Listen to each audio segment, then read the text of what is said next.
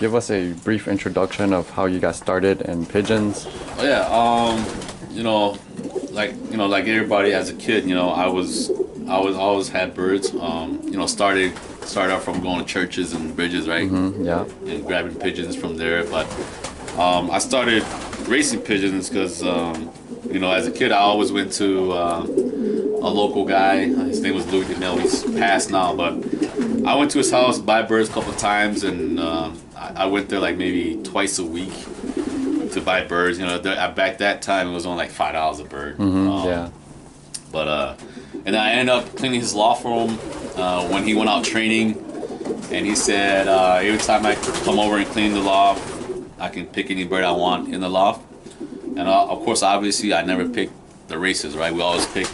At that time, we were into like the fancy birds, Yeah. So I always go grab like the featherfoot and the satinets, and then after a while, he asked me if I wanted a stuff club racing, and that's how it started. I built a little 6x8 loft.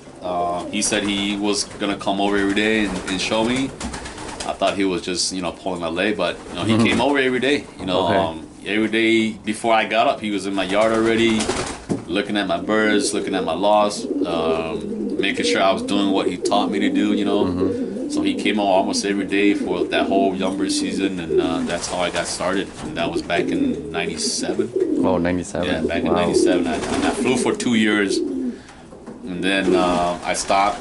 Went back to school, and then came back into the sport in like 2013, and up until now. So. Okay. Yeah. So, what's that bird you're holding? Yeah, this bird, I got two brothers. They're like full brothers. This is 587, but he's a bird a young, and this is the thing about young bird and old bird racing. Sometimes they don't do good in young birds, but Yeah.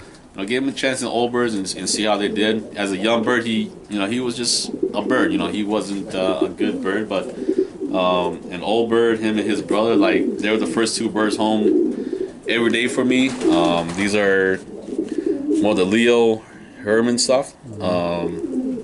They flew good for me last year. I flew them up to almost 400. The Topeka one.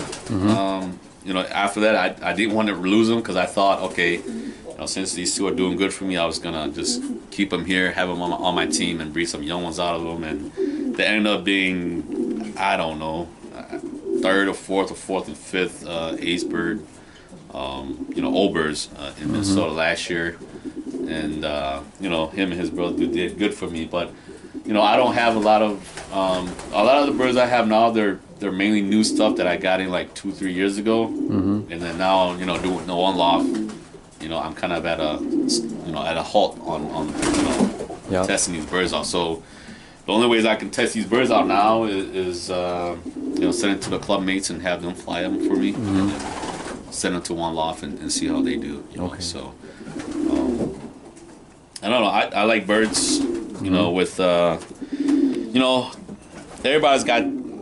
Obviously, I don't want to talk about the pintail and the strong backs and whatnot, but body wise, I like them. They look big, but they're real light. Okay. They're not heavy. They're real light. The body wise, I just like them. It's like one piece. But we can only go by what we like in the hands and how we feel. But I think the birds that we don't know what's going on in their head, right? So I think on race day or during one loft races, they'll show you. But you got to go with obviously the pedigree too. Pick what's winning, fly what's winning in the area. Go from there. But yeah, nothing special. But to me, they work. So I just keep them. So that's the wing there. Dropping a flight because I'm done breeding now. I use them for breeding this year. Yeah. The body is, he's not fat. He's just all one, right? So that's what I like in a bird. So real light, real light, full but light. Not heavy, not bulky. For me, this just my experience. Is like a bigger bird.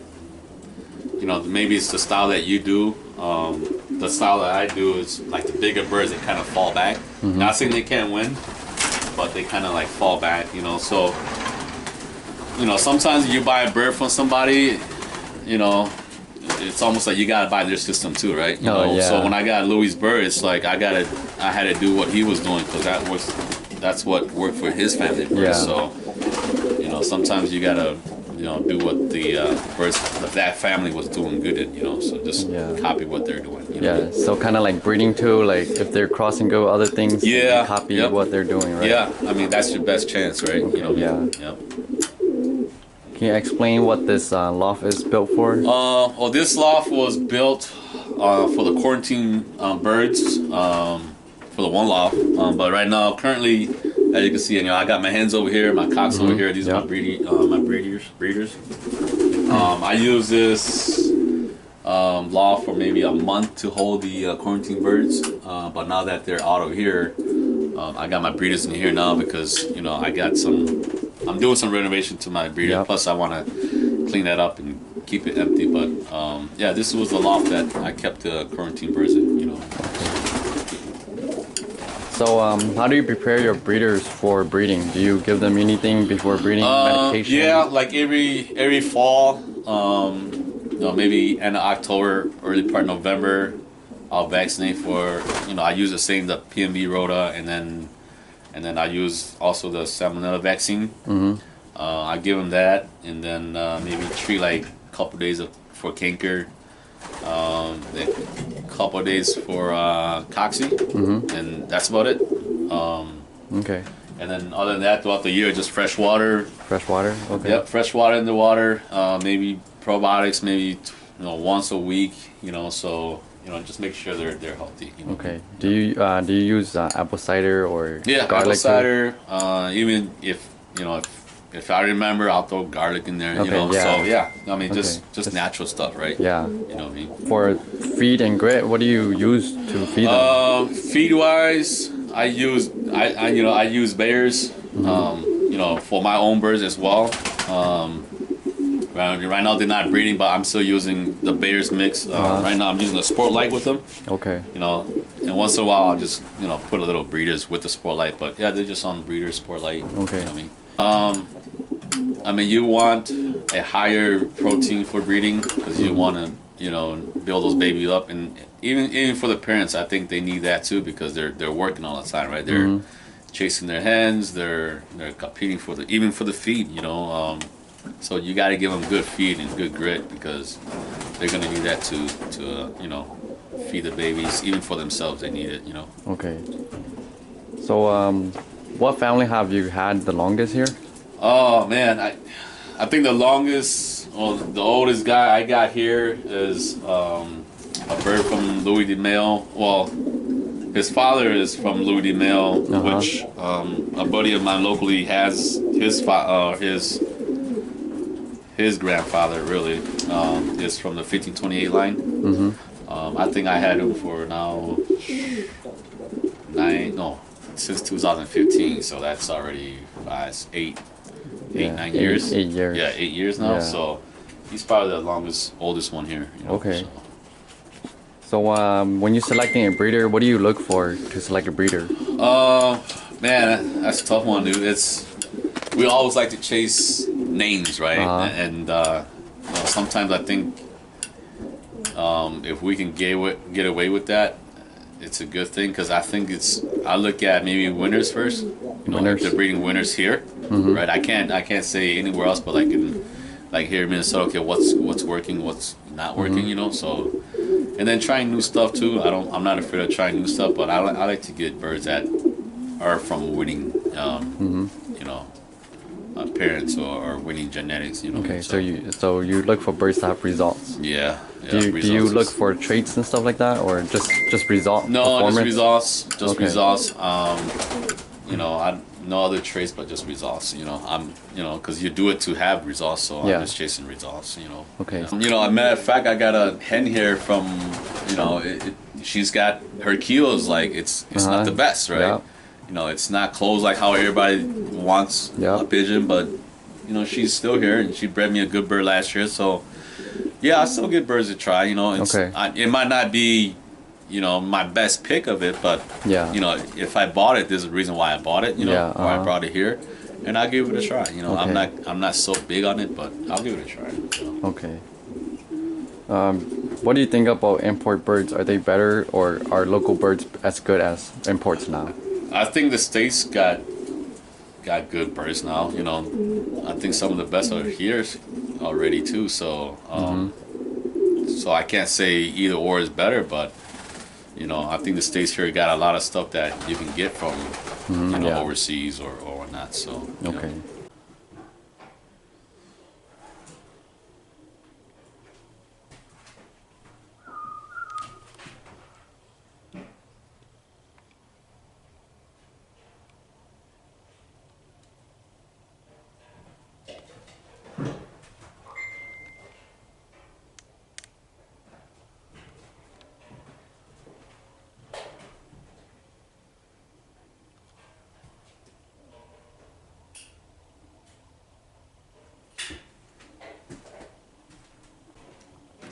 Okay. Yeah, those are. I had like eight individual breeding pens, but when I remodeled my race loft for the one loft birds, I had to tear down four of these pens to put my boxes over here. So. Oh, damn. This is pretty nice individual breeding pens.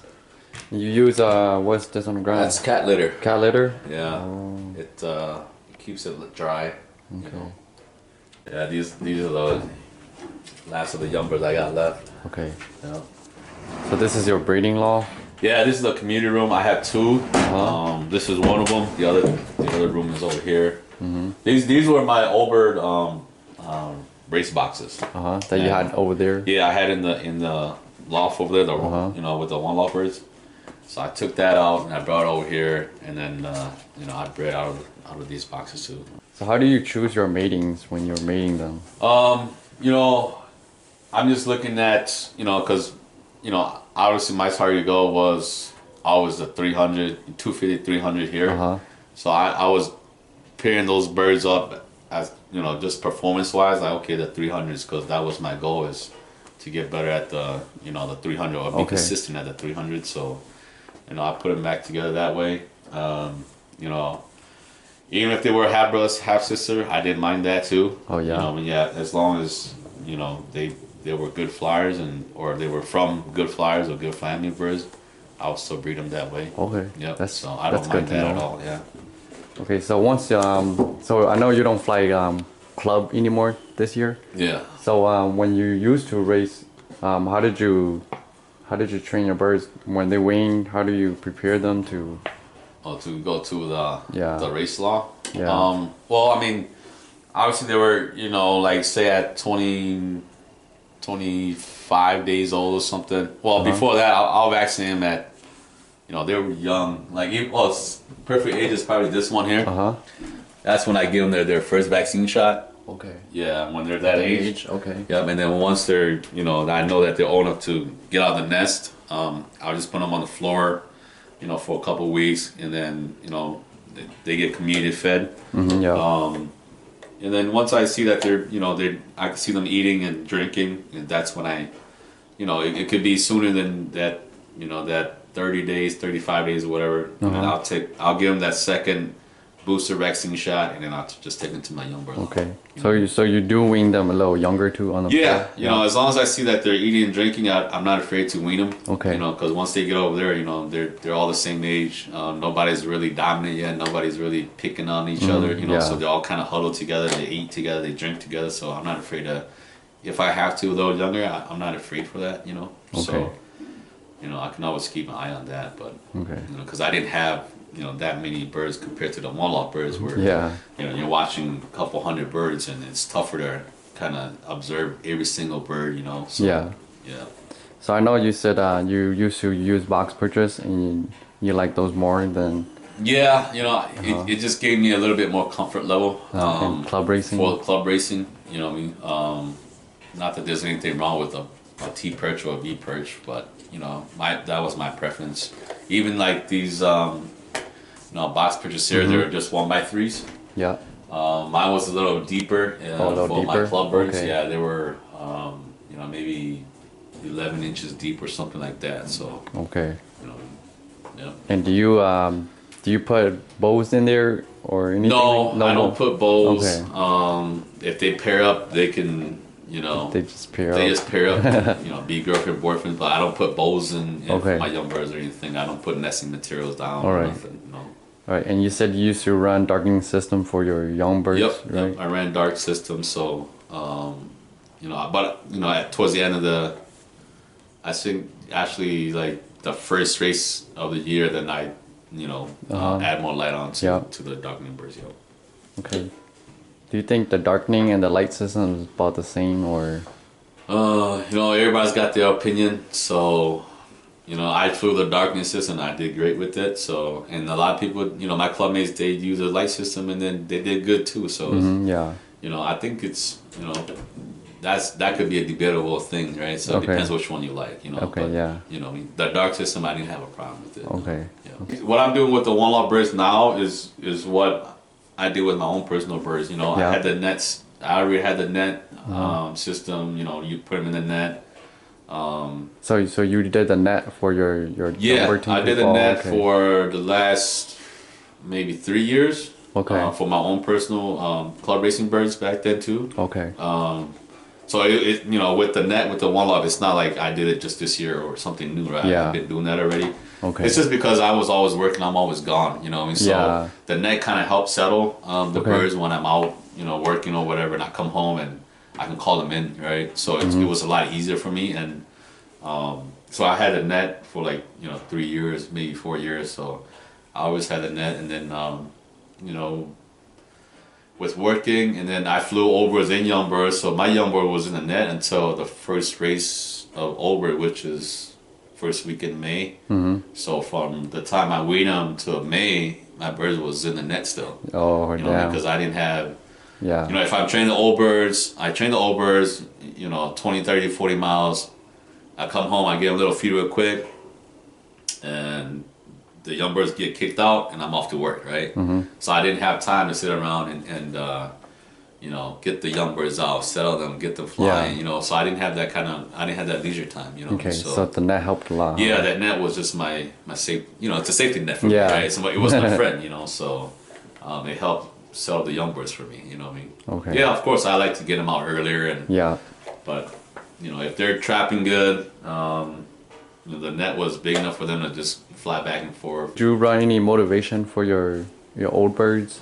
Yeah, I mean they flew on water hoods, so you know, obviously a water hood is more of a motivational system than natural. But I didn't like show the hen before the race or anything. I just you know, flew, you know, train them to the box, and then they don't get the hens when they come home from race. And sometimes I flew both the hens and the cock. I had to make sure I had some hens home Yeah. for the cocks, right?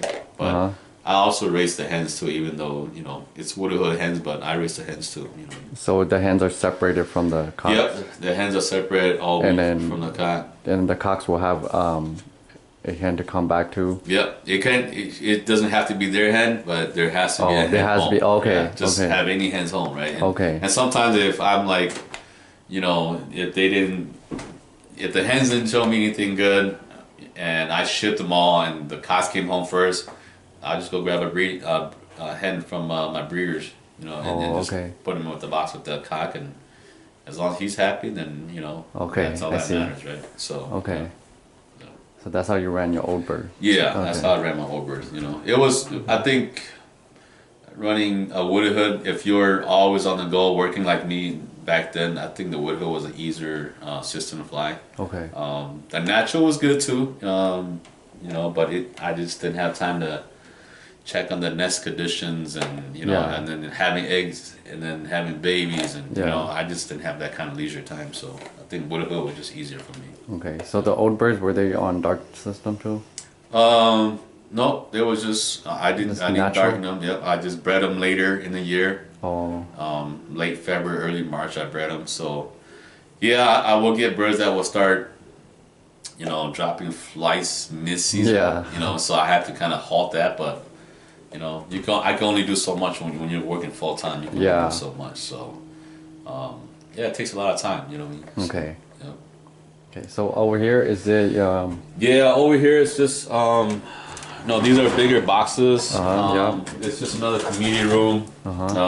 There's 12 boxes in here, 6 per room, and this was my original, breeding. the original room. breeding? Yep, Okay. yep. And then And how big are these boxes? oh, they gotta be 24 by 20. I think it's 24 wide. 21 high, and then like maybe 20 deep or 8, something like that. Oh, okay. Yeah. And then I mean normally once the pairs are all settled in boxes, I just keep this door open. Oh. And they can go wherever they want. Okay. But when you have bigger boxes in a bigger area, it's easier to settle. It doesn't even take me a week. It takes me like maybe 3 days. And then they know which boxes they're in, and they can just go. But if you have, with this era, if you have say 20 pairs in here, it's gonna be you're fighting, right? You're fighting that. Okay. So with this, it's a lot easier for me. You know what I mean? Okay. Yeah. And the goal is just to have 12 pairs. Right? I don't want to have a lot of pairs, so. Yeah, 12 pairs, 12 to 15 pairs is my goal. Yeah, you go for it here. Yeah. Okay. It's a little messy. It's the end of the year. I haven't cleaned it yet because I've been so busy with the one lot birds. But I'm gonna let this guy finish up this young bird here, then it'll be sectioned off, closed down, and I'll clean it. Okay, so sanitize it fully. So this guy is raising one bird by himself. Yeah, I think it's big enough. I just kept them here, make sure that the young ones are still getting fed. Yeah. And that's actually a bird from. I got that from Cuba, from Yoni-san. That's a Porsche cock. That we got from okay. The Porsche 911 stuff? Yeah. Okay. Yeah. I also got a hen too, but she's, up there. But yeah, that's a Porsche cock right there. Nice. And your aviaries? Yeah, my aviaries. It's kind of damp in the rain, so I close it down. But they're both rooms could go out in the aviary. These are aluminum. Yeah, it's all aluminum. Okay. Very nice. I wanted to make something that was like maintenance free. Yeah. Not rotting. I don't want to repaint stuff, so I made out of all aluminum. Very nice. And then I just do like that. I don't know. It must be that European style perch. Oh yeah. Yeah. How much was the aviary like this to build? Oh, I don't know, but I couldn't tell you how much it was, but I think I got one of those. The poster, they're like 20 foot long for like $20 something. Oh, okay. So it's like $1 a foot. So. Okay, I see. But Okay. easy to build. Once you figure it out. Yeah. So everything just kind of rivet on. Corners are just like Legos. Yeah. Yeah. Okay. Yeah, I'm just keeping it close because of the rain. And did you build this loft by yourself, or did you? Yeah, actually, the building itself, the shell, at that time was COVID, right? Remember, and wood was like, man, like I don't know, 2x4 was like $5-6. So I got the quote for the building, and it was actually just the same price it would cost me to build it myself. So I just told that company, you know what, just give me the building, and then when they got me the building, then I did the inside. Did the inside? Yeah. Okay. So. How much was the whole building? Just the building itself, or everything? The building itself. The building itself was, I think I paid like maybe 15 for it. Oh, okay. Yeah. And how big is it? It's 40 by. This is 40 by 14, I think it is. Okay. So it's big. Pretty big, yeah. And then after that, you put everything inside. How much was that? Oh man, I couldn't tell you. A lot of tears. A lot of work. Yeah, a lot of work. Yeah, I couldn't tell you the number. Okay. So when you're selecting a young bird for like a fraternity or one-off race, can you show us what you like? Well, I mean, I think it's kind of like that cock I showed you about. First of all, obviously we always go with the pedigree, right? Yeah. And then how they result, how they bred the parents. Yeah, but just like the cock that I showed you up there that flew good, I think I still choose like the same type of body style. Uh-huh. And you know, like I said, I'm probably the wrong guy to ask because I never won any races. But I'm, you know, that's just what I do. Yeah. You know, like I still like bodies that still, you know, I don't like short keels. You know,